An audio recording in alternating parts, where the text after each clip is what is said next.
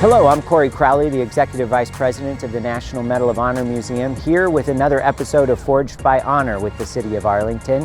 This evening we're looking at the Sky Beam, and I have with me the project manager of this entire construction project, who's been with us since we broke ground 3 years ago, Dennis Irvine. Dennis, thanks for joining us. My pleasure, Corey. Yeah. We're looking tonight at the Sky Beam, which is going to be the iconic beam that everyone is going to come to know here in Arlington. Looking up over the city, you're going to be able to see it from airplanes as you land at DFW. What can you tell us about it, Dennis? How many lights make up this beam? We've got 10 lights, all pointed straight up in the sky.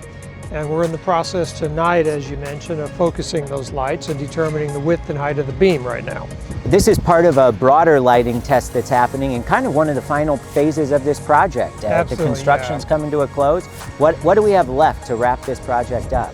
Well, as you mentioned, lighting is obviously we're spending the next 3 nights doing lighting, focusing, and aiming throughout the entire project. The sky beams are the first piece of that. There's a lot of very intentional lighting that's a part of this project because the nature of the architecture is something that needs to be celebrated day and night. And so the lighting is a very intentional part of the design. So Dennis, how often will the citizens of Arlington and visitors to the region, the entertainment district, be able to see this beam?